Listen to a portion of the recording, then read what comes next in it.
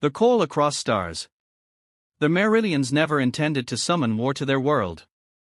For millennia, the crystalline beings had flourished on Luminos, a planet of prismatic spires and luminescent plains where light itself seemed alive.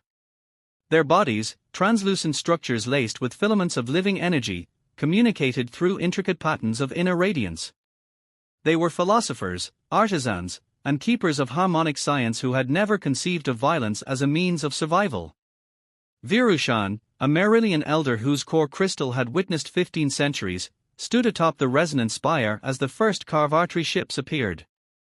The massive vessels descended through the upper atmosphere like obsidian shadows, blotting out the triple suns that gave the Merillians life and sustenance. They blocked the sacred light, observed Linth Ara, Virushan's student, her inner light pulsing with uncertainty patterns. Perhaps they are visitors from beyond the void, Virushan responded, inner light forming the complex pattern for cautious welcome. We must convene the Light Council. Neither could have imagined what followed. The Carvartri weren't explorers or diplomats, they were harvesters. Mechanical extractors dropped from their ships, boring into Luminos's crystalline surface, seeking the rare energy matrices that formed both the planet's structure and the Merillians themselves. When the Light Council gathered to broadcast welcome patterns, the Carvartri responded with containment fields. Hundreds of Merillians were instantly captured, their living light siphoned into storage vessels as they crumbled into inert crystal dust. 16 light-years away, communications specialist Ryota Tanaka jolted upright in his chair at Outpost Epsilon 9, a remote human listening post at the edge of settled space. Captain Volkov, he called, I'm receiving an unusual signal from the Cephu sector. Captain Nadia Volkov crossed the monitoring station in 3 quick strides. At 47, she had spent half her life listening to the silence of space, fulfilling humanity's ancient promise to remain vigilant for signs of other intelligence. It's not automated, Ryota continued, his fingers dancing across the haptic interface. The pattern has mathematical constants embedded, prime numbers, the value of pi to 50 digits, and something else. Distress, Nardia whispered as the visual representation materialized. It's a distress signal. Within the hour, Nardia had verified the signal's authenticity and non-natural origin. Within 3, it had been relayed to Earth Command via quantum entanglement. Within 12, the Earth Response Council had convened in Geneva. Director General Okoro addressed the assembly, his weathered face grave on displays worldwide. Distinguished representatives, for the first time in human history, we have received a confirmed extraterrestrial distress call. Our long-range probes confirm unusual energy discharges consistent with industrial-scale operations on the originating planet, Luminos. The chamber erupted with voices until Director General Okoro raised his hand. I understand the implications. Our first contact protocols assumed peaceful, controlled circumstances. This situation demands we consider intervention. Admiral Hiotter of the United Earth Defense Forces stepped forward. Our rapid response vessels can reach the Luminos system within 14 days. The question is not whether we can help, but whether we should. Professor Wei from the Xenology Institute rose next. We know nothing of these beings or their attackers. We risk involving Earth in a conflict whose parameters we cannot understand. With respect, countered Ambassador Diallo from the African Union, we've spent centuries wondering what defines humanity to the cosmos. If our answer is that we hear suffering and choose to ignore it, perhaps we have no place among the stars at all. The debate raged for 6 hours before Director General Okoro called the vote. The decision was reached with a 78% majority, humanity would answer the call. Commander Javier Ortega stood in his quarters aboard the UES Defiant, staring at the holographic display of Luminos. After 20 years in the Earth Defense Forces, he had never imagined he would lead humanity's first contact mission, and certainly not under these circumstances. A gentle chime announced his executive officer. Commander, pre-jump checks are complete. The fleet awaits your order. Lieutenant Commander Priya Ne had served with Ortega for 7 years. They had weathered pirate incursions in the asteroid belt and maintained peace during the Europa colony crisis, but this mission dwarfed all previous challenges. 5 ships against an unknown enemy, Ortega mused, to defend an unknown species.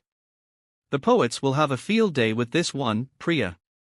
The entire fleet volunteered, sir, she reminded him. When the call went out, not a single crew member requested reassignment.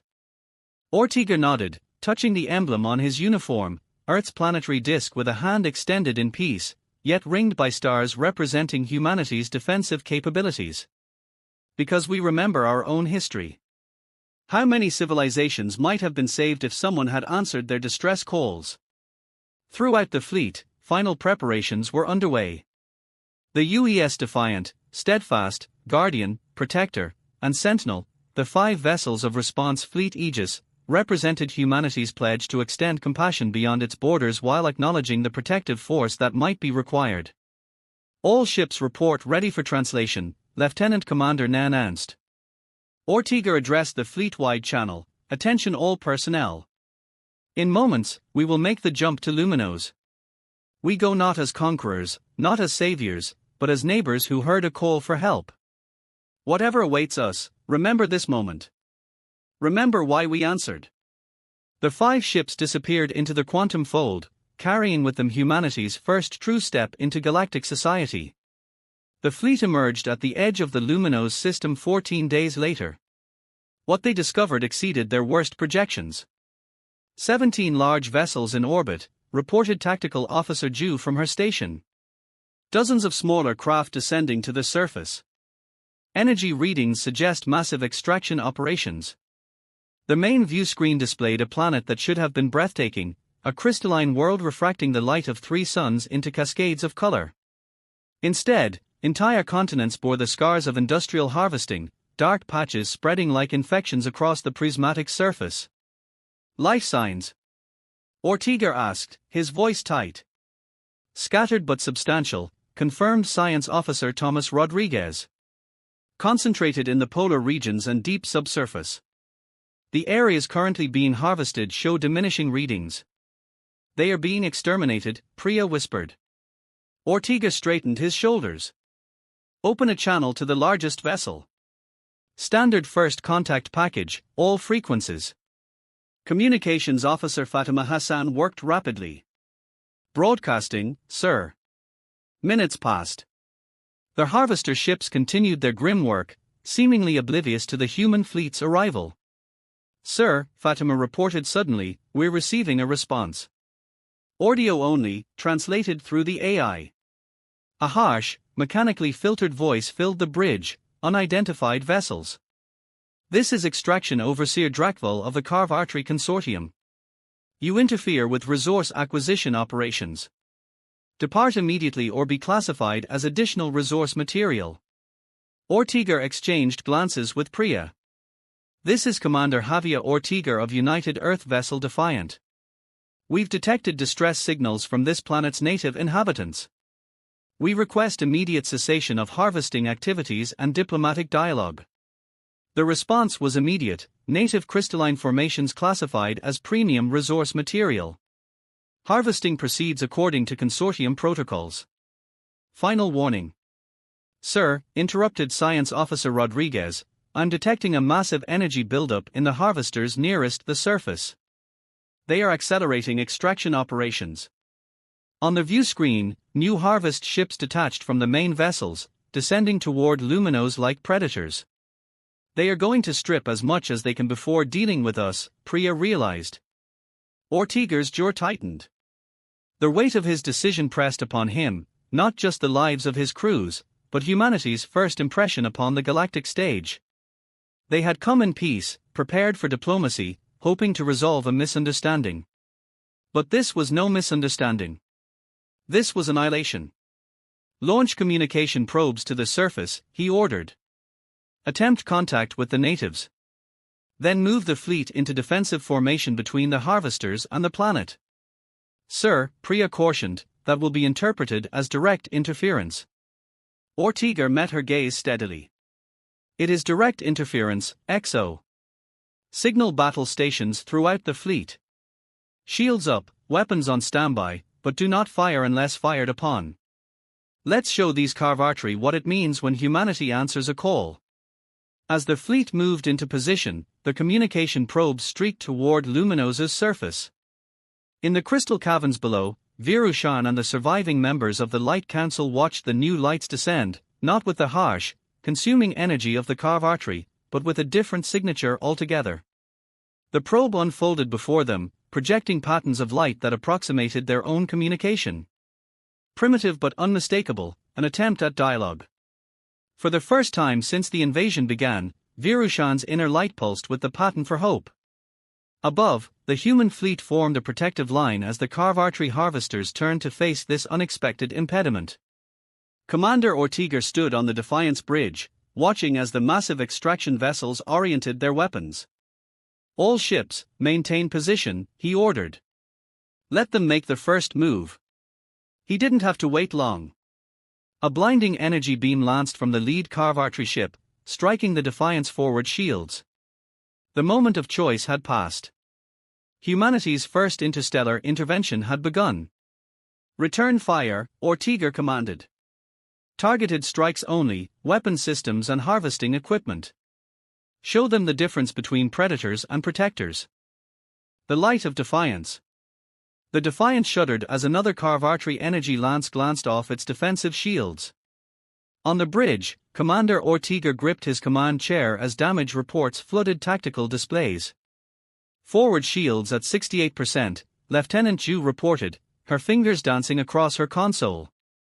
Guardian and Protector engaging harvester ships in the southern quadrant. The main view screen showed the battle unfolding across Luminosa's orbit. The human vessels, smaller but far more maneuverable than the bulky carve artery harvesters, executed precision strikes against weapon emplacements and extraction equipment. This wasn't the blind fury of vengeance but the calculated precision of protectors. Sir, Communications Officer Hassan called, we're receiving data transmission from the surface. The probe's translation matrix has established rudimentary communication with the natives. A cascade of light patterns appeared on a secondary display, shifting and pulsing in complex formations. The ship's AI worked feverishly to interpret the alien language. They call themselves the Merillians, Science Officer Rodriguez announced, reviewing the incoming data. They are transmitting information about carve artery weak points. The harvester's primary energy conduits are vulnerable where they connect to the extraction mechanisms. Commander Ortega nodded grimly. Relay that intelligence to all ships. Target those connection points. As the battle raged above, deep in the crystal caverns of Luminos, Virushan and Linth Ara stood before the human communication probe. Their inner light pulsed frantically, transferring centuries of knowledge about their world's crystalline structure and the carve artery harvesting technology. The strangers fight for us, Linth Ara's light pattern expressed wonderment. They bleed for us. Indeed, the probe's visual feed showed human vessels interposing themselves between harvesters and the planet, taking damage to prevent extractors from reaching the surface. It was a concept entirely foreign to Merillian experience, the willingness to risk destruction for others. They are unlike the Devourers, Virushan responded, using the Merillian term for the carve artery. They possess physical forms yet choose to protect energy they cannot harvest. We must aid them. The Elder's light intensified, and throughout the caverns, the surviving members of the Light Council joined in a synchronous pattern, channeling the planet's natural energy through their crystalline bodies. On the Defiance Bridge, alarms blared as sensors detected a massive energy surge from the planet below. Commander! Rodriguez called out, something's happening on the surface. Energy readings are off the scale. The view screen showed a phenomenon unlike anything in human experience. Brilliant tendrils of prismatic light erupted from Luminosa's surface, arcing upward like living filaments, reaching toward the battle above. Evasive maneuvers. Lieutenant Commander Ne questioned, tensed for action. Ortega studied the energy patterns. No, he decided. They are not targeting us. Look. The luminous strands bypassed the human vessels entirely, instead enveloping the nearest carve artery ships. Where the light touched, harvesting equipment seized and weapons systems faltered. They are helping us, Rodriguez realized, or in his voice. The Merillians are manipulating energy fields to disrupt carve artery technology. Ortega didn't waste the opportunity. All ships, concentrate fire on vessels affected by the energy disruption. Disable their propulsion systems first, then weapons. The human fleet responded with coordinated precision. The Steadfast and Sentinel executed a pincer movement against the largest harvester, targeting its now vulnerable drive systems. The Guardian provided covering fire while the Protector deployed countermeasures against Carvartry targeting systems. For 20 minutes, the battle hung in perfect, terrible balance, 5 human vessels and the Merillian energy manipulation against the technological superiority of the Carvartry harvesters. Then the tactical situation shifted dramatically. "Sir, multiple new contacts detected at system edge," Ju reported, tension evident in her voice. "Carvartry reinforcements, at least 7 capital ships." Ortega exchanged glances with Priya. They had known this was possible, even probable, but the reality of facing overwhelming odds hit hard. "How long until they reach weapons range?" Ortega asked. 19 minutes at current acceleration, Ju replied. On the tactical display, the harvester ships already engaged seemed to gain confidence from the approaching reinforcements. Their attacks grew more aggressive, less concerned with self-preservation. "They know help is coming," Priya observed. "They are trying to hold us here." Ortega studied the battlefield, weighing options that all seemed equally disastrous. Retreat would abandon the Merillians to certain destruction. Continuing the fight against such odds risked the entire human fleet. "Sir," Rodriguez interrupted his thoughts, "I'm receiving new data from the Merillians. I think they are offering us something." The science display showed intricate energy patterns being transmitted from the planet's surface, mathematical equations describing energy transfer principles unlike anything in human science. "They are showing us how their crystalline matrices channel and amplify energy," Rodriguez explained, his voice quickening with excitement.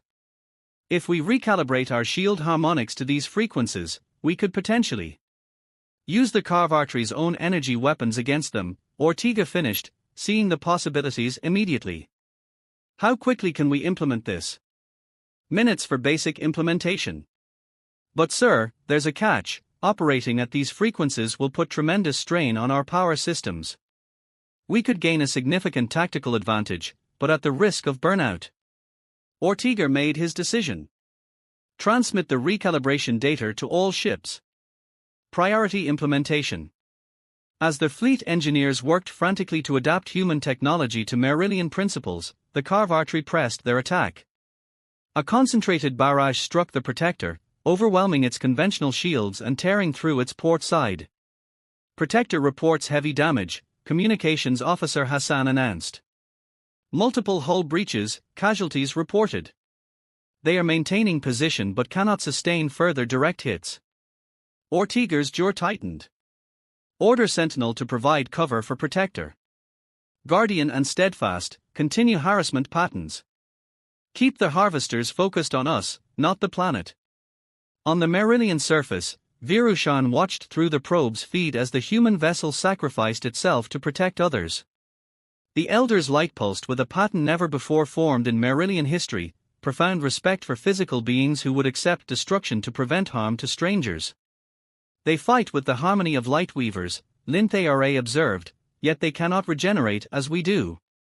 "Then we must give them that which they lack," Virushan decided, signaling to the Light Council. "Shield recalibration complete," Rodriguez reported on the Defiant. "All ships confirm implementation of Merillian energy harmonics." "Just in time," Ju added. "Carvartry reinforcements entering weapons range in 2 minutes."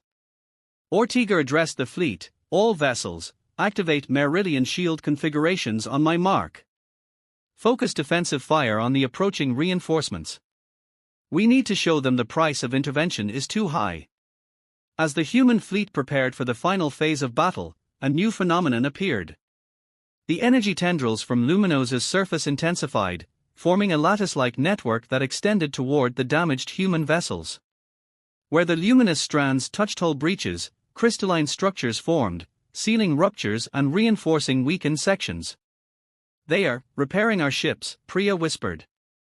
More than that, Ortega realized. The Merillian energy was integrating with human technology, creating a hybrid defense system that neither species could have developed alone. "Mark. Ortega commanded. Throughout the fleet, shields flared with prismatic light as the recalibrated harmonics activated. When the first shots from the carve artery reinforcement struck, the result was immediate and dramatic. Instead of being absorbed or deflected, the energy was captured, channeled, and redirected in focused beams back toward the attackers. On the carve artery command vessel, Extraction Overseer Drakvol witnessed the impossible. The primitive vessels were somehow turning his fleet's own weapons against them, while the resource material, mere crystals, was exhibiting defense mechanisms never documented in any consortium database. Intensify harvesting, he ordered. All extraction units to the surface immediately. Recover what we can before neutralizing these interlopers. But the combined human Merillian defense had transformed the battlefield. Harvester ships attempting to reach the surface found their paths blocked by vessels with shields that not only withstood their attacks but returned them with devastating precision. The battle reached its turning point when the Defiant and Steadfast executed a coordinated strike against the carve artery command vessel, targeting the weaknesses the Merillians had identified.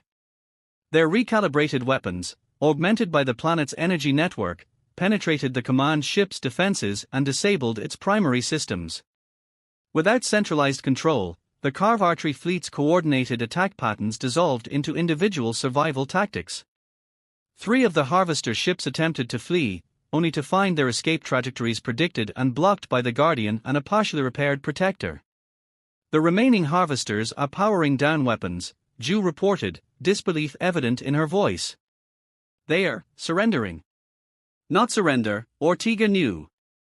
The carve artery had simply performed a cold calculation of resources versus returns and found the equation no longer balanced in their favor. The reinforcement fleet is altering course, Priya confirmed. They are withdrawing from the system. A stunned silence fell across the Defiance bridge, broken only by the constant hum of systems and the occasional status report. The human fleet had faced impossible odds and prevailed through an alliance that defied all expectations. Casualties? Ortega asked quietly. 27 confirmed across the fleet, Hassan responded. Dozens injured. Without the Merillian intervention, the toll would have been much higher. Ortega nodded solemnly. 27 humans who had traveled to an unknown star to protect beings they had never met. Their sacrifice would be remembered not just by Earth, but by a species who had never before witnessed such selfless protection. Open a channel to the surrendered vessels, he ordered. The harsh voice of a carve artery commander answered, Speak, Interfera. This system is now under United Earth protection, Ortega stated firmly. You will release all captured Merillians and withdraw completely. Furthermore, you will carry this message to your consortium. Any world that calls for help may find humanity answering. 3 days later, Commander Ortega stood on Luminosa's surface, the first human to set foot on an alien world. Around him, crystalline structures refracted the light of 3 suns into kaleidoscopic patterns. Before him stood Virushan and the assembled Light Council, their inner illumination forming complex welcome patterns. Through the now refined translation matrix, the Elder's communication came through with surprising clarity. You answered when we called into the darkness. You bled when you could have turned away. The Merillians will not forget. Ortega nodded, aware of the historic nature of this exchange. Humanity remembers its own history, times when some turned away from suffering because it wasn't their concern. We promised ourselves we would be better than our past. The communication probe projected images from Earth, ancient rescue missions across storm-tossed seas, medical teams in disaster zones, peacekeepers standing between hostile forces. The long, painful evolution of a species learning that protection of the vulnerable defined true strength. We have much to learn from each other, Ortega continued. And perhaps, together, we can show the galaxy that different forms of life can stand together against exploitation. As Virushan's light pulsed in agreement, Ortega knew that humanity had made its first true allies among the stars. Not through conquest or commerce, but through the simple, powerful act of answering a call for help. Aboard the orbiting human vessels, crews made repairs and tended to their wounded. On Earth, the response council prepared for the implications of their intervention, diplomatic, technological, and philosophical. No one could predict how the wider galaxy would respond to humanity's arrival on the interstellar stage. But one thing was certain: they had announced their presence not with words of peace alone, but with the thunder of defiance against cruelty. And in doing so, they had demonstrated the dual nature that defined humanity at its best, the capacity for both compassion and terrible fury when defending those who could not defend themselves.